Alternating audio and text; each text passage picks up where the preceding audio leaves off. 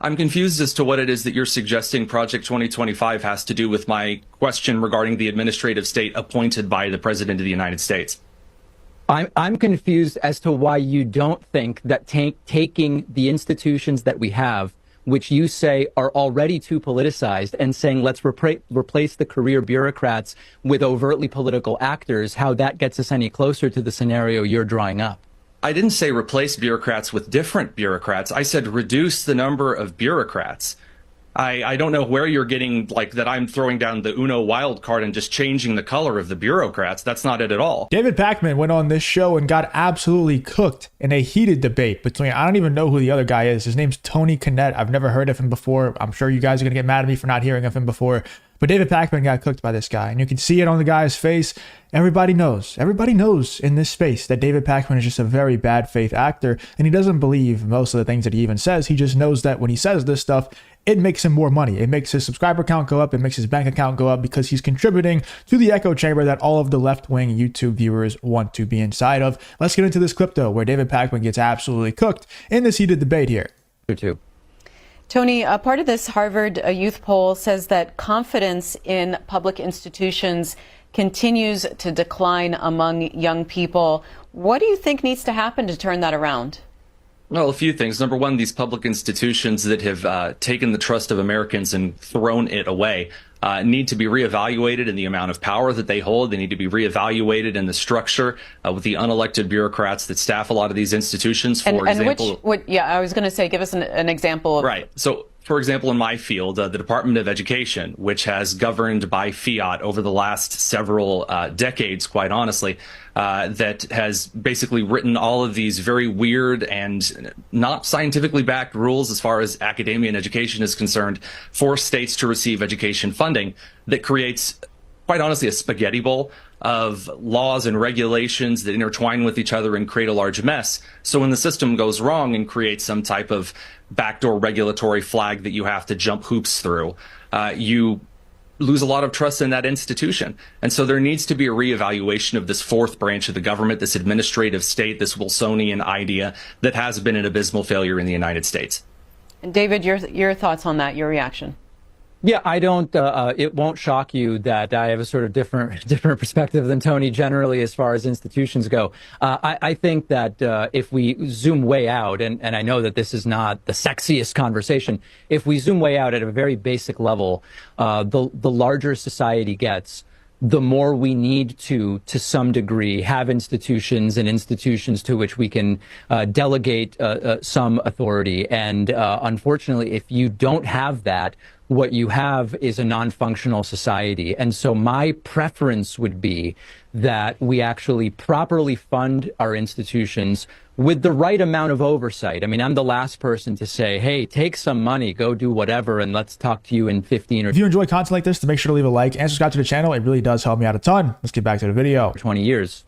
But when it comes to the Department of Education or FDA or whatever institution, I think the only way forward as far as anthropology and group psychology and sociology and all of these sciences take us is we need these institutions, but we need proper and correct oversight. They need to be adequately funded. And that's really the starting point for what are the most successful countries and ways of organizing ourselves. I know it's very top level, but I think starting from a point of taking away power for the sake of taking it, or defunding for the sake of defunding, or, Rick Perry just listing off departments famously and forgetting which ones that they were that he wanted to eliminate. I think it's backwards. And I think the global successes, the countries with the best business environments and the highest standards of living, show us that that's the right approach, not this, let's start closing down departments to some degree the way Project 2025 wants to do. So the question that I would have for you is... I don't completely disagree with David Pakman. I think we should focus on many of the things that he listed off.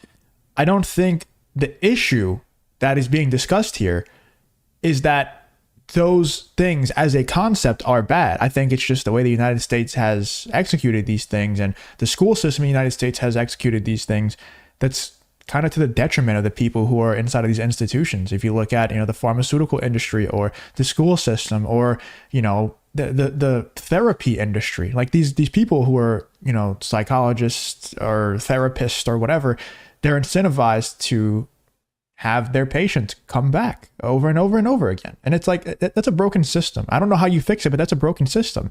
And look at the school system, and it's broken, man.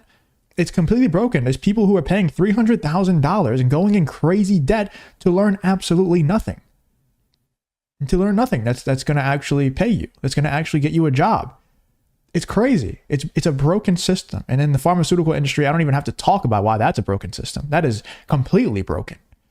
All these institutions, like, they're not bad as a concept. We should have pharmaceuticals. We should have therapy. We should have a school system. But they are broken within America. That's the issue. David Pakman's not addressing that part. That in the same branch of concern that the executive branch of the United States is increasing its amount of authority unilaterally, that you would also increase the amount of authority with the executive branch through these bureaucratic organizations that answer to the executive branch? What authority needs to be delegated? That's not at all what I said. No, certainly not. But my point, as I mentioned, was a broader one. Certainly nothing in what I said is give the president as an individual more power. And in fact, if we learned anything during the Trump presidency, it's that a lot of people on the left came around to what some on the right believed, which was, hey, maybe our checks and balances aren't strong enough. Maybe we don't want so much unrestricted power. But my point was a different one. I won't make it again to not bore the audience, but it has nothing to do with presidential power. Who appoints the bureaucratic heads of those organizations?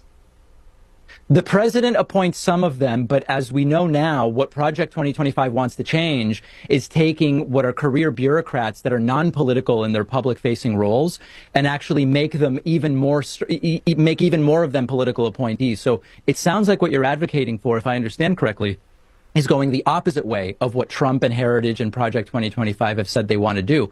If I understand correctly, I'm sure you denounce Project 2025 on that basis, right?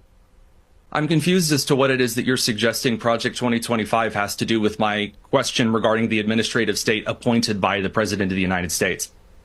I'm confused as to why you don't think that taking the institutions that we have, which you say are already too politicized, and saying let's replace the career bureaucrats with overtly political actors, how that gets us any closer to the scenario you're drawing up.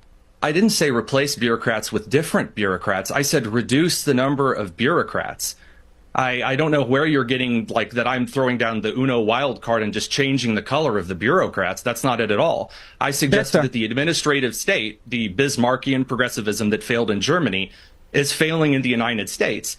And that by suggesting that the sciences are necessary, that anthropologically, psychologically, sociologically, that as society grows, we need to delegate authority, is very, very weird and strangely 20th century dystopian. All right, guys, we're going to go back to the calls. Mike is in Old Township, New Jersey, Democrat. Hi, Mike. Hello. I do also disagree. I'm really curious to see what you guys say in the comments. I think there's a huge problem with what David Pakman is saying, obviously, as I normally do. But there's a huge problem in that if you look at a great example that I like to use is Graham Hancock. If you haven't seen who Graham Hancock is, he goes on Joe Rogan a lot. He has a show on Netflix. He's basically an archaeologist that has been shunned by mainstream archaeology because his beliefs and his research shows that what mainstream archaeology teaches us in school and what mainstream archaeology believes in general is incorrect about many different historical events, about how old the human race is, about how old the earth is, about how many different advanced civilizations there has been. They're wrong about that. And Graham is trying to call them out, and he's shunned from mainstream archaeology because they have that authority to say, oh no, this guy is saying that we're wrong. He is shunned. We're not even going to look at what he wants to say. We're not even going to look at his research. We're just going to kick him out. Because they're not interested in truth. They're interested in being correct and making more money, making profit. So anybody who challenges them don't get a chance to even get in the door.